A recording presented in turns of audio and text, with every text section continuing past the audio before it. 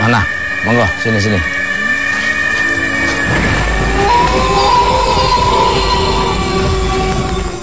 Luar biasa nih, energinya kuat sekali ini ya.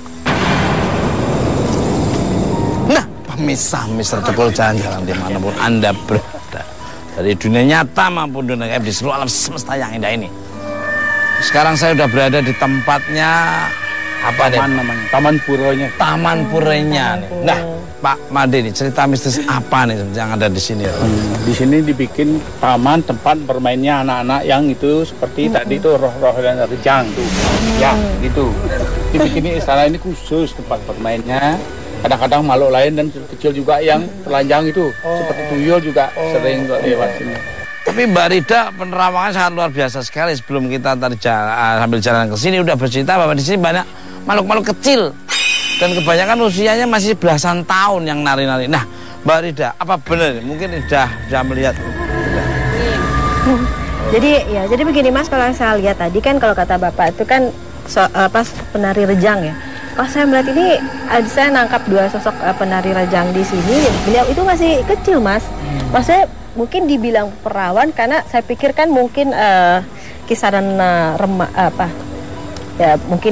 remaja gitu. Tapi kalau saya lihat di sini posturnya lebih kecil. Di bawah itu. Jadi dia posisinya tuh bergantung, rambutnya panjang ke bawah, kakinya di atas, tangannya begini. Seperti kayak kelelawar ya. Baru diomongin angin udah bertiup kencang sedikit, menggambarkan iya dia mengatakan. Nah, bener nggak di sini pernah ada sosok wanita yang maaf nih menyeramkan? Ya, karena di sini yang putih berong itu, ya di sana mandi ya. Ada itu tempat leji namanya. Iya. Ya mandi siangnya. Iya. Ada orang yang lewat dipanggil disuruh gosokin sabun, terus baru sampai sini orangnya kelihatan cantik, di belakangnya dia borong tuh namanya apa itu sundal bolong. Apa benar nih Mbak Rida mungkin bisa melihatnya? Sosok itu perwujudan penari kok? Iya, kalau yang bisa saya simpulkan, beda itu? Enggak, kalau yang saya lihat di sini, saya bisa simpulkan itu sosok penari karena saya melihat pakaiannya kemben hijau kuning seperti ini dan di rambutnya masih ada bunga seperti apa? Bunga tanah putih Pak. Iya. Bunga seperti warna putih. Hijau memang itu simbolnya hijau. Maka saya pakai hijau ini dia. Nah, Mbak Rida mungkin mediasi untuk ngorek informasi yang ada energi di sini. Monggo silakan.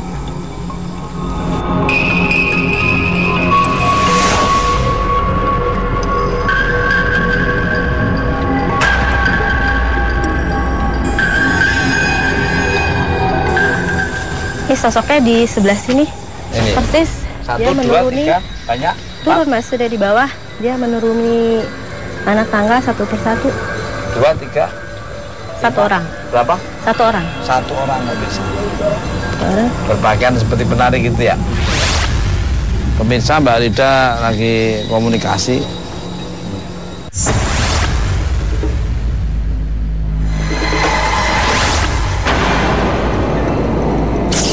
Menari pemirsa, gerakan-gerakan seperti gerakan laki-laki.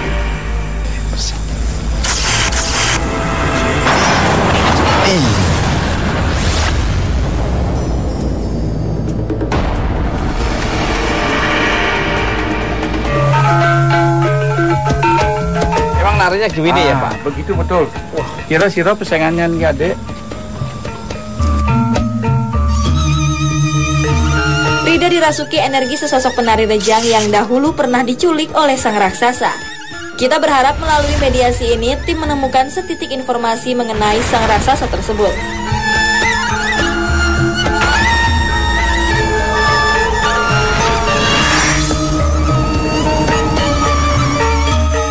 Bisa. Nah, dia mau bicara juga ya. Tolong kasih tahu namanya, terus dijelasin. Bisa. Saged. Oh, benar-benar. Oh, saged. Seperti ini ya, Pak? Pak Ade ya? Kadang-kadang dia anak kecil kan takut bicara dia, apalagi dilihat orang banyak. Oh, gitu. Gimana kata dinetralisir dulu, terus diajak ngobrol. Bahasa Bali, Pak? Ada yang mau disampaikan?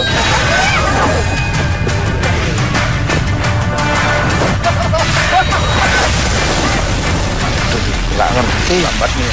Terlambat kita. Nggih, siro nang jalan pedasaran silakan nggih, lurus. Tapi kan bisa netralisasi sendiri. Ya. Air.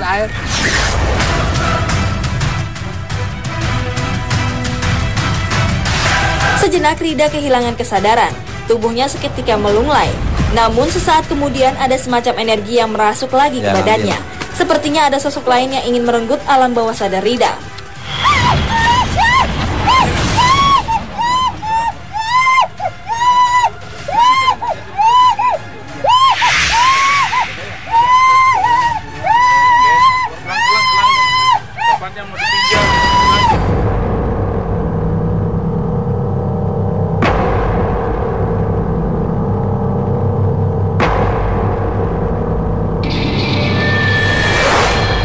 Tapi kan Mbak Rida maksudnya mediasi.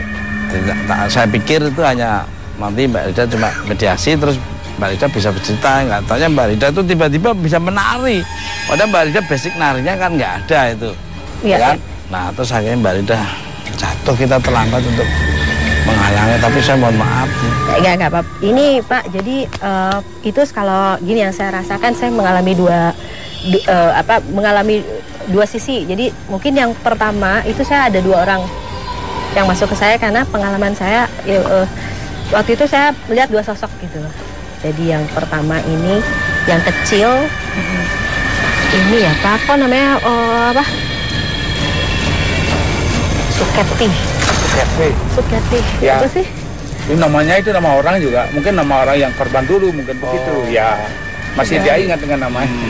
Zaman dulu mungkin udah lama. Nah, Terus habis itu saya mungkin anaknya masih kecil Pak, jadi kalau saya tanya pun agak susah berdialognya. Jadi sepertinya bahasa Indonesianya pun belum ya. Jadi sayanya yang nggak ngerti. Cuman tahun itu mungkin bisa ditangkap. Itu kayaknya masih belasan deh, masih sekitar 13 tahun, 14-15 ya. Memang itu udah kalau benar-benar rejang, nggak boleh yang dewasa. Perawakannya kurus Pak, kecil, tangannya kecil banget. masih ada ya? Masih ada.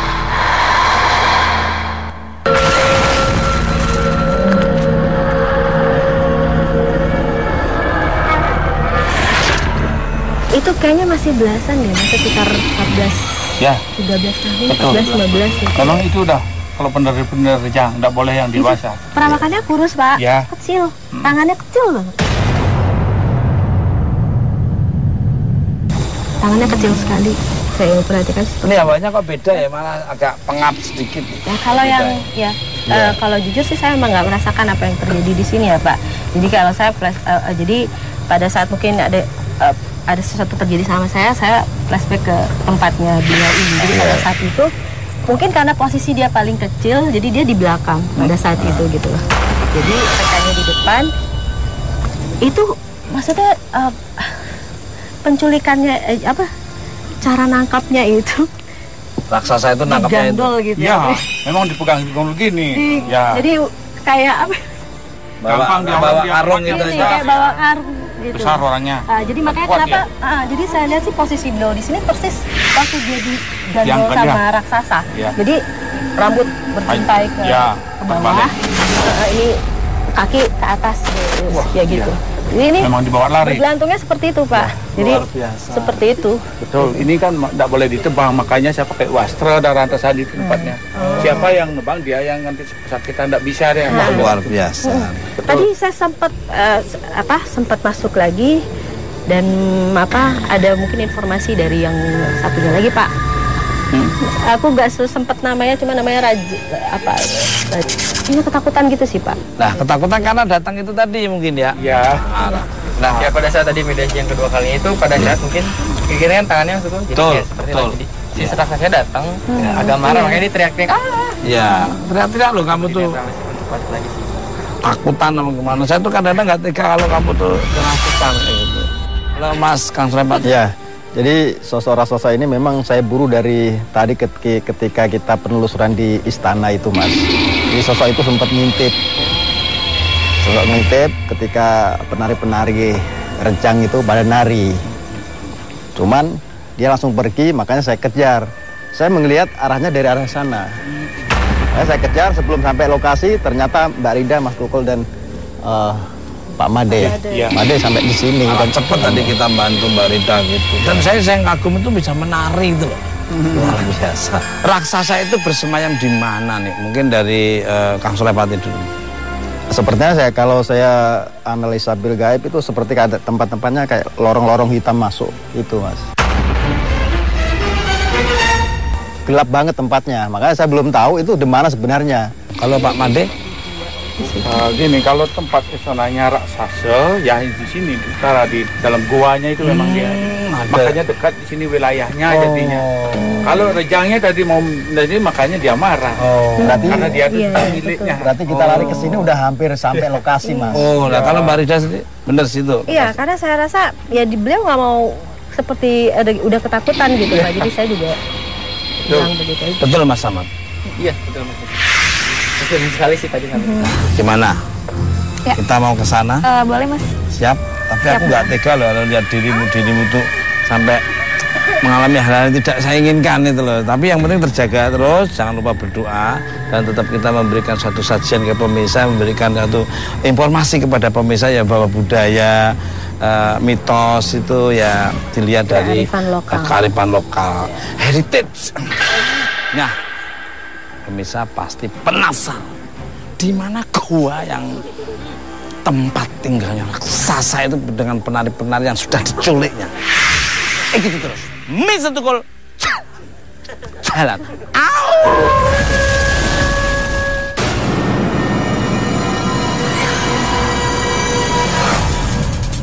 Pemirsa, Mr. Tukul jalan-jalan dimanapun Anda berada, kita sudah mau menuju ke tempat yang kita tuju. Ya udah mendekati kurang lebih ada 10 meteran.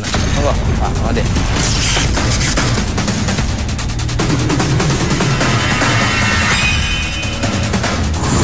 Nah, pemirsa, Mr. Tukul jalan-jalan dimanapun Anda berada dari dunia nyata maupun dunia di seluruh alam semesta yang indah ini. Kita sudah 1, 2, 3, 4, 5, 6 di tempat yang kita tuju. Ini tempat apa nih Pak Made? Monggo mana? Ya, kalau di sini dulu ini tempatnya penjaga-jaga gua itu. Tebing-tebingnya di sini pertama, terus ini kayunya besar, tak bisa ditebang. Ya, ini untuk menjaga ini pelestariannya. Terus banyak penghuninya juga yang di atas. Ya, kalau Mbak Rida. Iya, kalau saya rasakan itu. Jadi dia ada seperti dua kekuatan menjadi satu. Sementara itu sebelumnya saya melihat di sini memang sosok ada seperti buta hijau ya Mas ya. Saya melihat ada sosok besar sekali dan ada sisiknya. Sisiknya pun tebal-tebal gitu deh. Gitu ya Pak. Betul. Seperti itu gitu. Kalau Mbak Megi nih merasakan apa kok? Kamu kalau takutan tambah manis lah lihat. Iya Mas. Kayak ada aktivitas aja gitu Mas di belakang sini. Kayak ngerasa nggak enak aja. Bener apa yang dikatakan Megi dan semuanya ini luar biasa sekali ini. Mas, kayaknya ada sesuatu yang mau jalin Mbak Megi itu ke depan aja deh.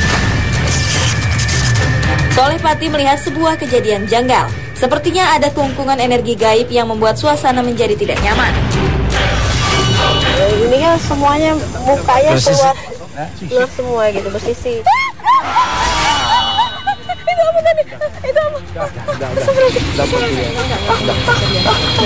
Bisa Kang Sulepati Mama Samad lagi menetralisir sana. Terus Megi udah teriak-teriak melihat masih ada ya? Masih ada katanya. Masih ada katanya.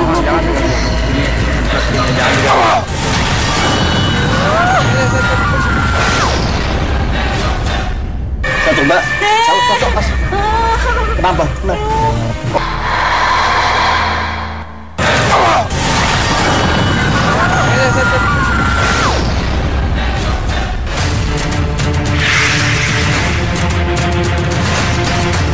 Mbak Megi, kenapa waktu Kang Sulepati sama Mas Samad tadi menetralisir sana, Mbak Megi teriak, sosok apa yang Mbak Megi lihat ini? Sosok hitam Mas, hitam besar banget, kayak mau mendekat ke kita gitu. Itu yang saya lihat itu ada kayak kuku itu panjang banget Mas, mau cengkram dari belakang. Makanya saya coba teriak, lari di situ, saya bantu Mas Samad untuk coba netralisir Mama Keri dulu.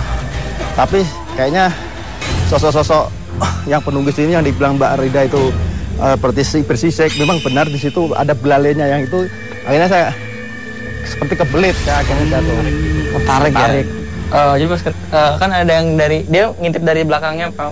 Kan Pak Basat lagi nginin ke atas. Nah, dia narik ke kakinya Kebelit gitu, dan jatuh. Nah, Mbak Rida sendiri apa yang terjadi tadi? Dia kan energi ya. Kalau dia kita bicarakan itu biasanya dia merasa dipanggil kayak seperti dipanggil ya. Iya. Ini belum aja masuk ke lokasi yang kita tuju dan sudah seperti ini. Saya masih penasaran dengan sosok raksasa itu. Pemirsa penasaran ke tempat yang kita tuju, pikir ini. Ayo.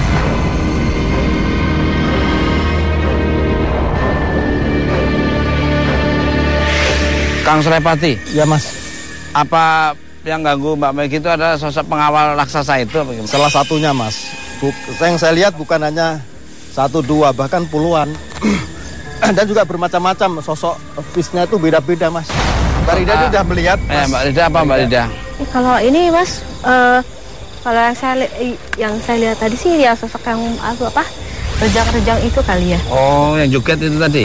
Beberapa. Penari. Ya beberapa. Karena ini Pak, mana Pak? Pak Ipang. Ini enggak. Ya. Soalnya agak banyak ya Pak korbannya gitu. Kalau memang dari dulu mungkin banyak. Ya, yang mana dikasih keluar, yang mana tidak. Mungkin itu raksasanya yang ngatur. Mas Ahmad mungkin bisa nambahin? Saya sih cuma ngedengar kayak ada auman dari sana. Betul. Udah bunyi geruyuk. Pemirsa Mr. Tukul jalan-jalan dimanapun Anda berada, saya mendengar suara geruyuk. Benar-benar ada. Mas, kalau saya tambahin itu keluar asap Mas di depan gua itu. Iya. Kayak asap ngepul gitu. Iya, Mungkin kayak bekas bakarannya itu dulu kan. Kan dulu sempat dibakar pakai apa sih yang ilalang. Mungkin jadi mungkin energinya masuk kayak ada asap dari guanya sih. Nah, pemirsa Mr. Tukul jalan-jalan dimanapun Anda berada dari dunia nyata maupun dunia gaib di seluruh semesta yang indah ini. Sepertinya Kang Sulepati mau mengajak Mas Ahmad dan Mbak Megi untuk menelusuri ke dalam. Sebenarnya sih kalau saya terawang dari sini tuh memang tempatnya sempit Mas. Kalau berenam ya nggak muat masuknya itu agak susah kalau saya lihat dari sini. Nah, pemirsa kita mendoakan dari luar saja. Nanti apa yang terjadi Kang Sulepati dan Mas Ahmad dan Mbak Megi akan bercerita. Ikuti terus. Mr. Tukul.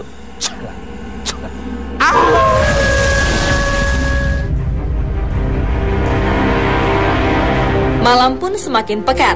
Langkah tim Mr. Tukul tertuntun ke markas sang raksasa dari desa Sanggulan yang dikenal sebagai pemangsa gadis. Sebuah tempat yang sangat sakral adalah tujuannya. Sebuah gua yang dikenal sebagai gua raksasa. Tak ada yang menyangka di antara hamparan luas ladang ini terdapat sarang sang raksasa. Akses yang sulit dan letaknya yang jauh dari pemukiman membuatnya jarang terjamah manusia.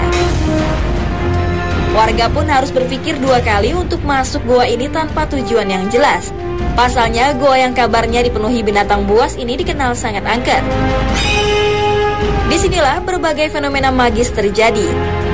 Konon, sang raksasa memiliki beberapa pengawal yang tak kalah menakutkan. Tinggi, besar, dan menakutkan. Penampakannya kadang diikuti oleh beberapa sosok penari rejang yang rohnya telah dijadikan dayang-dayang oleh sang raksasa. Di sekitar areal gua ini memang berdaya magis tinggi. Ada aturan yang harus ditaati warga bila hendak beraktivitas. Misalnya saja di antara pukul 12 sampai 1 siang, warga harus menanggalkan segala aktivitasnya. Diyakini pada jam-jam itulah makhluk dari alam lain mulai menjamah dimensi manusia. Suatu ketika ada seorang warga yang lalai akan aturan itu. Ia pun terkena interaksi gaib hingga jatuh sakit. Saya pernah kerja sini waktu siang sampai malam. Karena itu mata saya tidak kelihatan. Saya pernah ke dokter sudah lama 1 bulan ini. Tidak, masih saja ada firasat untuk yang kerja di sini itu mau sesajian di dalam gua raksasa di Sanggulan. Ya. Mas Ahmad dan juga Mbak Megi. Ya. Gimana yang Anda rasakan ketika masuk sampai gua ini? Karena jalannya begitu terjal, ya, setapak demi setapak, sehingga kita harus hati-hati sampai lokasi sini. Yang Anda rasakan seperti apa? Kalau Megi sih jujur tadi pas turunan ke sini tuh dari leher sampai ke punggung ini kayak berat banget Ustadz. Terus berasanya ini kan malam ya. Kok kayak kita tuh kayak terkungkung gitu ya, maksudnya ini kan sawah gitu. Kok gerah banget gitu. Kalau saya rasa sih jarang ada yang berani masuk ke sini Kang Soleh. Jadi mungkin jarang terjadi sama manusia dengan medan yang seperti ini, dan mengakibatkan kayak mereka tuh nyaman di dalam ini sih. Kayak banyak sekali udah mengintip dari ujung sana. Seperti apa mungkin bisa disebut banyak sosok-sosoknya. Pemirsa, ketika Mas Ahmad tadi cerita sosok beliau, ini sebenarnya itu kan tinggi besar tuh. Jadi kalau masuk keluar itu berangkat gini. Kalau dia berdiri itu sampai mentok ke atap ini, atap gua. Jadi dia ngerangkak dan besar banget. Dan tadi tembus ke sana, tapi langsung hilang lagi. Saya coba, kalau sosok Mas, kenapa? Oh, seperti ada ini apa? Cakaran gitu, tangannya tadi menyeberang kayak lewat gitu sih. Tangan sosok kayak kuku. Nggak ngerti, kayak dicengkram gitu leher aku. Kayak, aduh nggak bisa dijelaskan lagi. Nggak tahu, aku kan pakai shawl nih bos, terus kayak ada yang ngecengkram aja leher aku. Ya, soalnya ketika kita membicarakan sosok makhluk itu langsung datang gitu. Dan saya lihat sih ada bukan cuma satu sosok raksasa itu, maksudnya cuma kayak dia punya ada beberapa pengawal yang penggawa dari bangsa siluman juga yang ada di bawah sekarang situ. Terus Pak Ustadz mau tanya, itu emang dia sukanya sama cewek ya, khusus cewek? Nah itu kan kalau mungkin gini aja, pasti pemirsa penasaran. Coba kita telusuri lagi sampai sana, barangkali kita bisa menemukan residu energi yang kita tangkap kehidupan masa lalu seperti apa. Oke pemirsa, kita lanjut ke lebih dalam lagi ya. Itu cuma di batas leher yang ke atas yang memang menjadi mangsanya.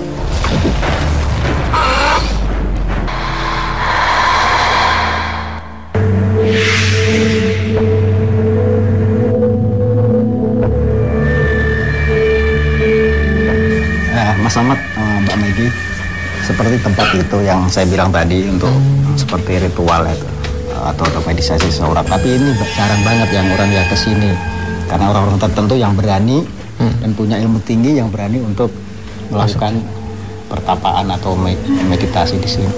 Ini juga di tempat kayak suka ada persembahan-persembahan di sini, Kang Soleh. Iya. Kalau misalkan kita sebelum masuk sini tuh kayak seperti harus ada yang kayak ritual-ritual di sebelah sini untuk menghadang sebelum masuk ya? Iya. Arahnya sini sih. Kenapa? Ini kayak ada sosok cewek yang dekat di sini. Oh.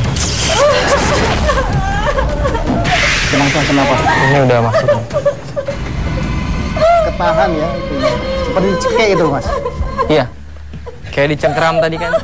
Iya. Mungkin kebanyakan pada saat mengambil sosok itu dicengkram bagian belakang. Bisa bicara, maaf. Namanya siapa? Kenapa? Kena cekek.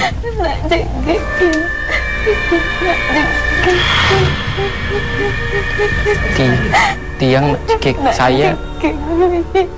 Bahasa Bali. Oh, dia kena cekek. Oke, pemirsa, yang saya lihat ini ada sosok perempuan yang mungkin menjadi korban dari keganasan dari sosok raksasa itu. Beliau belum bisa menjelaskan secara detail karena lehernya terkunci atau kecekek ya. Dan alhamdulillah sekarang udah mulai bisa berkomunikasi kepada kita atau mungkin ke pemirsa. Tapi sosoknya masih bersembayang di Mbak Megi. Itu cuma di batas leher yang ke atas yang memang menjadi mangsanya.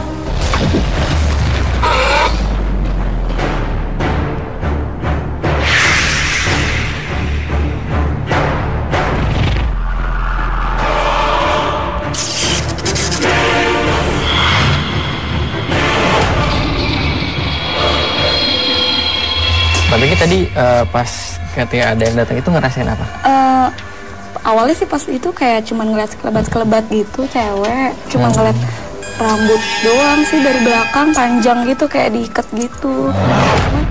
Cuman aku buang muka terus, tapi kok kelihatan terus gitu pas tadi mau jalan ke sini. Terus pas lagi ngomong-ngomong nggak kuat, kayak ada sesuatu yang bergejolak di perut terus kayak mau keluar gitu. Kelihatan selalu dari belakang sih. Dari belakang. Nggak kelihatan mukanya. Kayaknya badannya seaku deh, nggak jauh beda. Kalau umurnya sekitar berapa tahun sosok Ratih? Nggak ngerti ya? Mungkin sekitar 16 tahunan ya. Iya, soalnya badannya kecil-kecil juga sih, hampir sama kayak. Ya masih gadis, yang saya lihat sih masih gadis dia. Kalau saya sih tadi ngerasain pada saat sosok Ratih tersebut masuk Kang Saleh. Memang bukan cuma satu ya, ada beberapa yang di dalam dan saya rasa sih sosok raksasa ini lebih banyak mencengkeram tuh memang untuk mengambil tarik dari belakang ini. Nah, terus ketika di sini dia selalu kayak selalu dipeluk seperti ini di pinggir sebelah ini. Dibawa kemana-mana dan saya rasa sih ada salah satu cowok yang pernah pria ya saya lihat sih. Dia seperti punya hubungan pacar atau apa sejenisnya. Nah, ketika ia kekasih seperti itu, si wanita ini diculik sama si buta ini dan dia mencari. Ketika ada yang mengasih tahu ada di dalam gua ini, dia meskipun nggak punya apa, dia seperti membawa sesuatu kayak celurit tapi kecil ini ya. Dia bawa dari sana membabat tanah sekali sampai ke sini, cuman akhirnya ketemu nggak dari itu? Nggak, karena keburu dihadang sama ada sosok kayak seperti yang menyerupai ular gitu. Iya. Kalau saya menghadang dia ketika dia mundur dan benar. Ditangkap. Saya ngerasa tadi ada suara seperti apa itunya ularnya itu mulutnya. Dan saya rasa sih si sosok ini dimakan sama ular dan yang sosok cowok tadi raksasanya itu kayak seperti memakan si tulang belulang dan pemirsa. Sosok raksasa tadi memang kan sekelebat saya lihat masuk keluar dan akhirnya saya hilang lagi, ternyata dia balik lagi ke sana. Yang saya lihat energi sangat kuat. Jadi saya penasaran dengan sosok tersebut. Makanya coba kita observasi lagi ke sana lebih dan lagi barangkali bisa ketemu ya.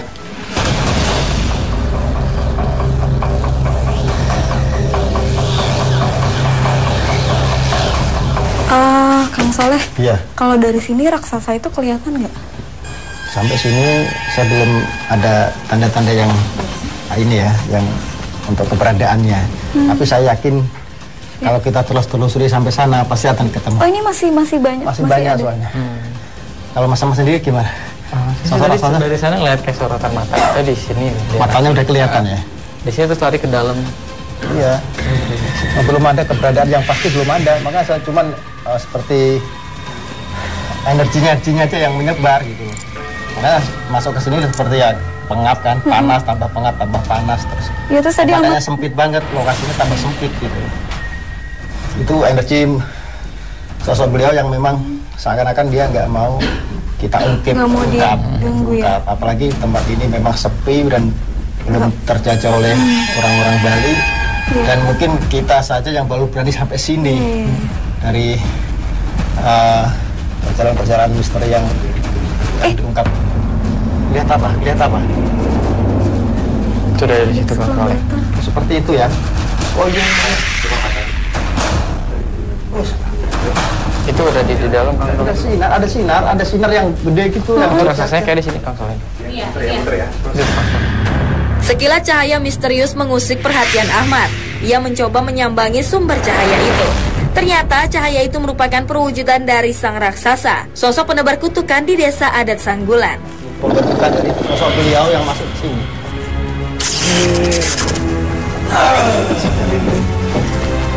Oh, ini sosoknya udah masuk ke Mas Ahmad. Oh, ini sangat rawan sekali tempatnya. Saya jagain ini kejedot sama Mas Ahmad.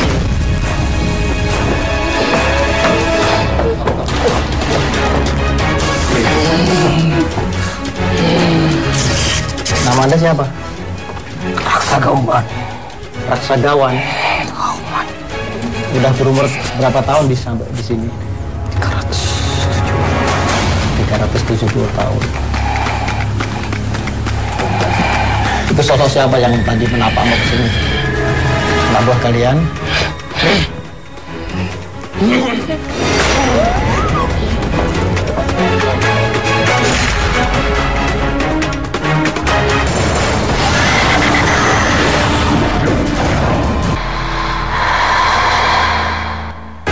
Anak buah kalian?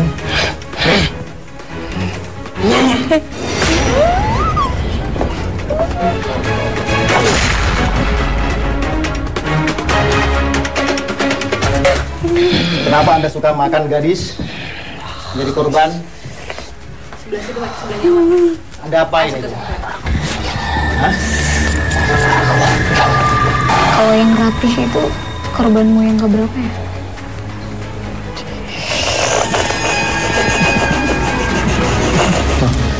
Kenapa Anda? Kenapa harus penari yang kamu pilih? Kenapa? Oh, aromanya. Oh. Lalu di situ aja. Sama kasih. Nih. Ngeri. Kenapa Anda suka darah? Oh, aroma darah. Kenapa hanya wanita? Ada berapa pasukan Anda di sini? Pasukannya. Sosok ular itu apa sosok ular? Oh, manggil temennya, suruh sini. Oh, ya, astagfirullah. Pada kesini semua itu sosok ular, terus ada seperti kera, terus yang senari-nari gitu, matanya melotot semua gede-gede.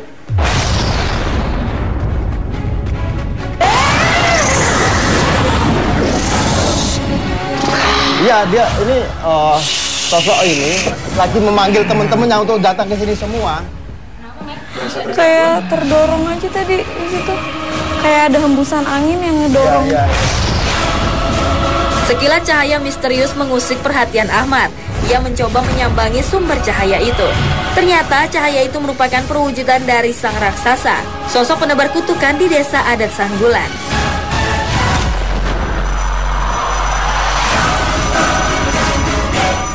Kakinya di kaki diikat kaki sih.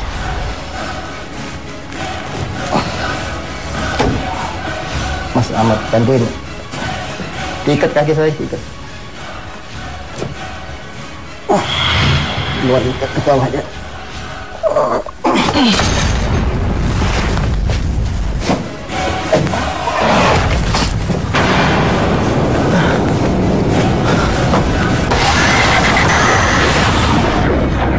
Nah, Kang Soleh, Oke. sosok raksasa ini kan sangat kuat sekali dan tidak Iya. bisa terkalahkan oleh Iya. apapun. Nah, saya lihat sih dia itu terkalahkan sama kayak Jukut Timbul gitu, kayak dipukul ke situnya oleh batang Iya, Jukut Timbul. Batang. Sayur ya? Iya. Sayur. Karena memang seperti ada perjanjian dulu. Sosok raksasa itu sama masyarakat. Mungkin masih ada hubungannya sama gadis-gadis itu loh. Kalau kamu masih makan lagi, gitu, mangsa gadis-gadis, maka kamu nanti akan saya bunuh. Karena apa? Semua ilmu pasti ada titik. Ada penghapusannya. Penghapusannya kayak gitu. Pada saat sekaratul mautnya Kang Soleh, Iya. dia seperti mengucapkan sesuatu hal bahwa kayak dia nggak terima gitu, malu karena maksudnya dia Kalah. bisa dikalahkan oleh Iya. batang itu, dan Dengan ini kan batang saja. seolah seperti memberikan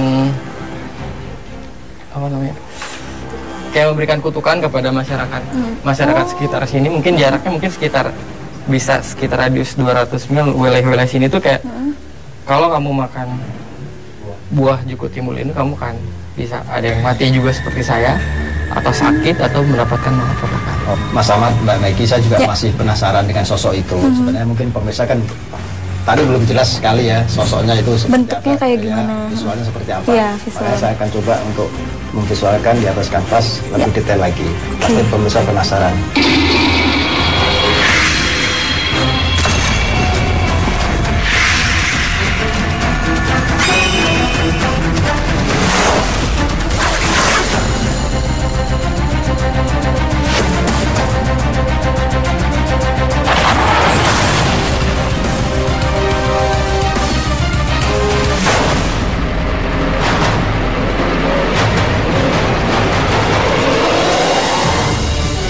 Sosok raksasa ini semakin beringas, bahkan memanggil pengawal-pengawalnya untuk membuat tim hengkang dari gua ini. Hingga naas pun terjadi, Solepati terlilit oleh ular gaib pengawal sang raksasa saat hendak melakukan penetralisiran.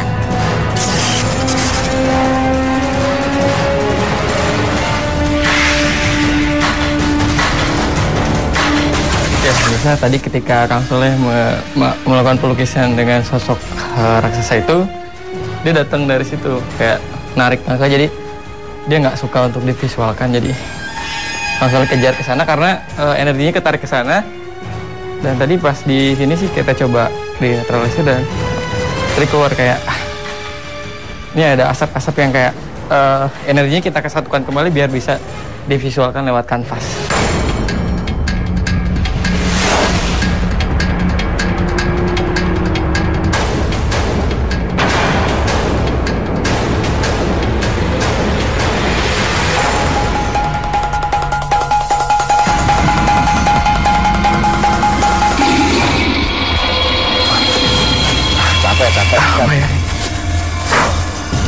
Astagfirullah. Mana Mas Tukul?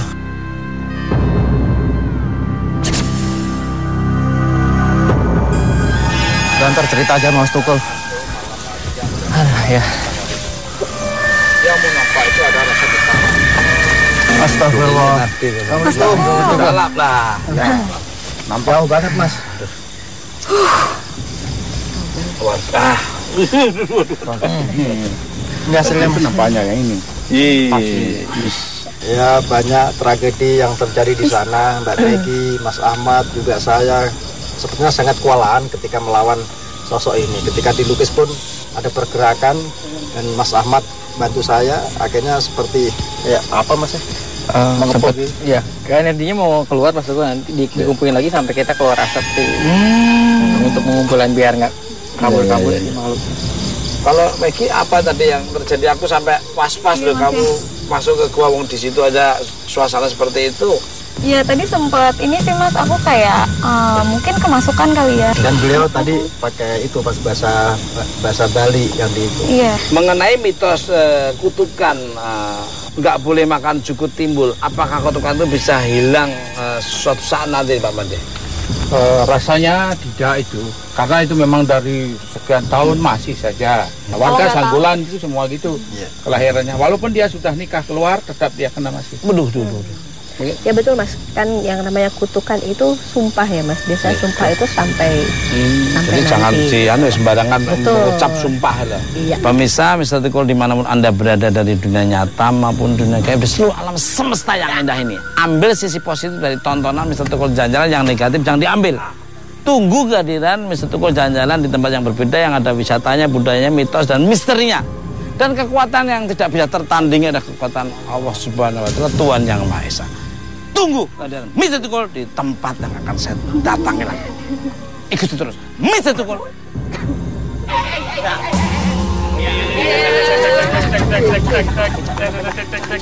Jalan. Belakang.